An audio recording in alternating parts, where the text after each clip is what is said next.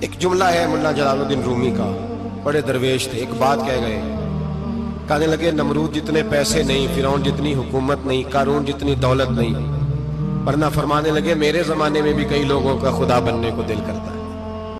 دوستو آج ہم لائے ہیں پیر اجمل قادری کا ایک نیو بیان، تو آپ پہلے اس بیان کو سن لیں پھر کرتے ہیں ویڈیو کے بارے میں بات۔ چلو کرتے ہیں ویڈیو کو شروع اور ملتے ہیں ویڈیو کے آخر میں۔ حجاج بن یوسف ظالم تھا، ظلم کرتا تھا، زیادتی کرتا تھا۔ حضرت سعید بن جبیر ایک تابعی بزرگ تھے، اتنے بڑے بزرگ تھے کہ ساری رات نماز پڑھتے تھے، سارا سال روزہ رکھتے تھے۔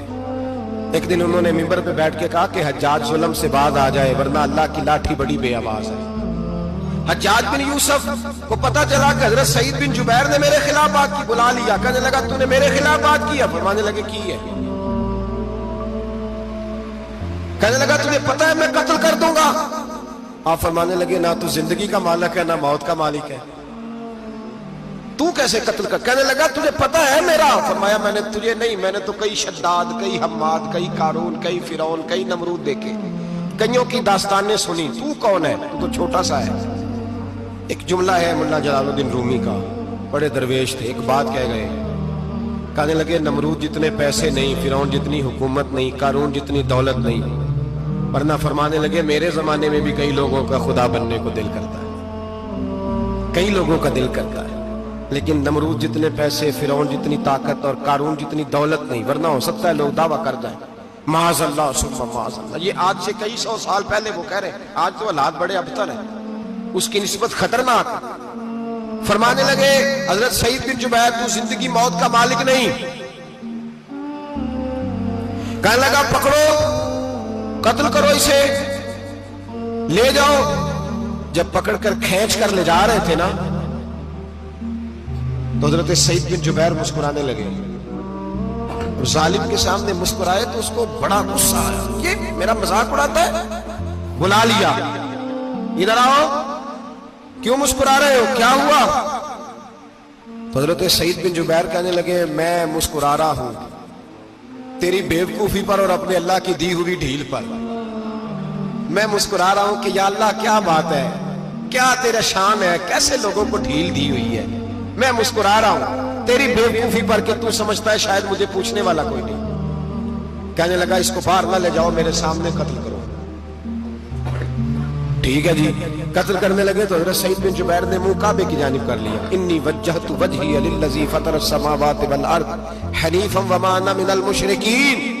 جب آپ نے یہ آیتیں پڑھی نا کہ میں نے منہ کر لیا ہے اپنے رب کی جانب، کرو مجھے قتل، کہنے لگا نہیں نہیں، اس کا منہ پھیرو، کعبے کی طرف ہو کے قتل نہ ہو، ہے ظالم پر پاگل ہو گیا ہے۔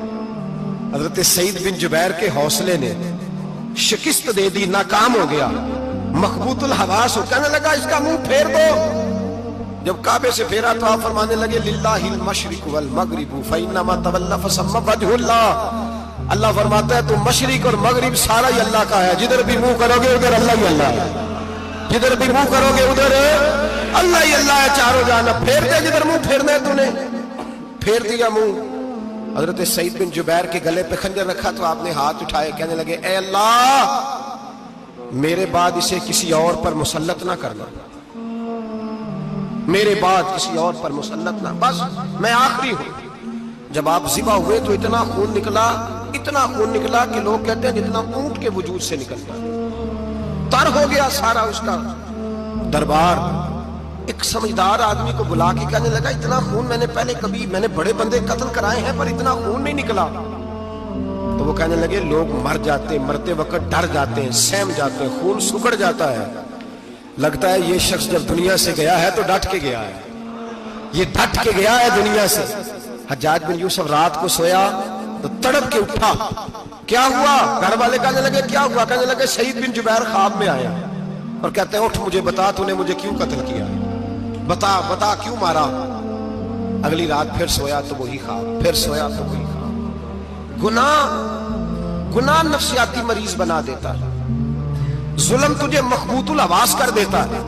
جب تو زیادتی کرتا ہے تو اللہ فرماتے ہیں کہ تو اللہ کو بھولتا ہے، اللہ تجھے اپنا آپ بھلا دیتا ہے، پھر تو بھول جاتا ہے، پھر تو سیدھے رستے پہ چلتا ہے پر بھٹک جاتا ہے، پھر تو صحیح رستوں کا تعین کر کے بھی گمراہ ہوتا ہے، پھر تو روز وہی گاڑی چلاتا ہے پر اب جب تو بریک لگاتا ہے تو نہیں لگتی۔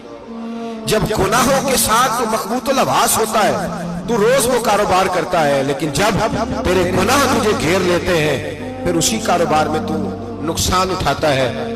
حجاج بن یوسف تڑپتا ہے، روتا ہے، یہاں تک کہ بیمار ہو گیا، پیٹ میں درد ہوتی ہے، پتہ نہیں کیا ہوا، تکلیف ہوتی ہے، پتہ نہیں، سارے حکیم، طبیب، ڈاکٹر، کوئی نہ سمجھ سکا کہ بیماری کیا ہے۔ جو بیماریاں خدائی ہوتی ہیں ان کا لوگوں کو پتا، جو آزمائشیں رب کی جانب سے ہوتی ہیں وہ ڈاکٹروں کے ہتھے نہیں چڑھتی، جو تکلیفیں اللہ دیتا ہے ان کا حکیم طبیب علاج نہیں کر پاتے، مشکل، اور شفا اسی وقت ہوتی ہے جب اللہ دینا چاہے، اور جب رب ہی دینا نہ چاہے تو بڑے بڑے ڈاکٹر کہتے ہیں کہ ہمارے سے بس کی بات نہیں رہی۔ بغداد سے حکیم آئے، پیٹ دیکھا، کہنے لگے نہ تیرے معدے میں کوئی دقت ہے، نہ تیرے جگر میں، نہ کسی اور جگہ، ماجرا کیا ہے؟ ایک آخری علاج ہے، آخری، وہ کیا؟ گوشت کا چھوٹا سا ٹکڑا دھاگے کے ساتھ باندھ کے منہ میں ڈالا، اور پھر ایک باریک سا تنکا لے کے اس کو اندر ڈالنے لگے گلے میں۔ وہ گوشت کا ٹکڑا جب حلق کے اندر اتر گیا، اس حکیم نے واپس کھینچا تو کیسے ایسی بدبو آئی جیسی کبھی سونگھی نہ تھی۔ جانور، کیڑے مکوڑے لگے ہوئے باہر نکلے، اور جب دیکھا تو جتنے محل میں لوگ بیٹھے تھے چلاتے ہوئے نکل گئے کہ یہ کیا مصیبتیں ہیں۔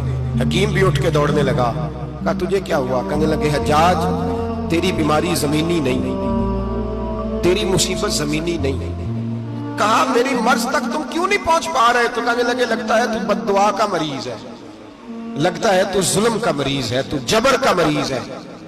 تڑپتا رہا، سسکتا رہا۔ ایک وقت وہ بھی آیا کہ گھر والوں نے کمرے میں بند کر کے تالا لگا دیا، دیوار سے ٹکرے مارتا۔ وہ بھائی، جو گناہوں کے بیمار ہوتے ہیں انہیں شفا نہیں ہوتی، جو ظلم، جبر، بربریت کے بیمار ہوتے ہیں انہیں سکون قلبی میسر نہیں آتا۔ دوائیاں ان بیماریوں کی بنی ہوئی ہیں جو بیماریاں زمینی ہیں، جو بیماریاں خوراک کی بد پرہیزی سے ہوتی ہیں، جو گناہوں کی بد پرہیزی سے ہوتی ہیں، ان کی بیماریاں، ان کی شفا توبہ ہے، ان کی شفا رجوع اللہ ہے، ان کی توبہ اللہ سے معافی مانگنے سے شفا ہوتی ہے۔ حجاج جب مرنے لگا تو بلایا، یہ رنگ بھی ذرا ملاحظہ کیجیے گا، دو چار قریبیوں کو بلایا، پتہ ہوتا ہے نا اپنے کرتوتوں کا آدمی کو، پتہ سارا ہے سردار لوٹیتیاں کا، پتہ ہوتا ہے سارا۔ بلا کے کہنے لگا جب میں مر جاؤں تو مجھے رات کو دفن کرنا۔ کیوں بھائی، عورت ہے؟ کہنے لگا نہیں، رات کو دفنانا۔ ٹھیک ہے، رات کو دفنا دیں گے۔ پھر کہنے لگا جب صبح ہو جائے تو صبح ہونے سے پہلے پہلے میری قبر زمین کے برابر کر دینا، نشان مٹا دینا۔ کا وجہ تو کلمہ پڑھتا ہے، حضور کا حکم ہے کہ قبر کم از کم ایک بالش، ایک گٹھ اونچی ہونی چاہیے زمین سے، کم از کم، تو تیری قبر مٹا دے۔ وجہ پتہ ہوتا ہے اپنے ظلموں کا۔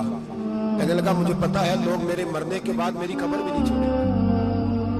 دوستو اگر آپ کو یہ بیان اچھا لگا ہے تو ہمارے چینل کو سبسکرائب کر لیں اور ویڈیو کو لائک کر لیں، اور کمنٹ باکس میں ضرور بتائیں کہ آپ کو یہ بیان کیسا لگا۔ چلو ملتے ہیں کسی دوسری ویڈیو کے ساتھ، جب تک کے لیے السلام علیکم ورحمۃ اللہ وبرکاتہ۔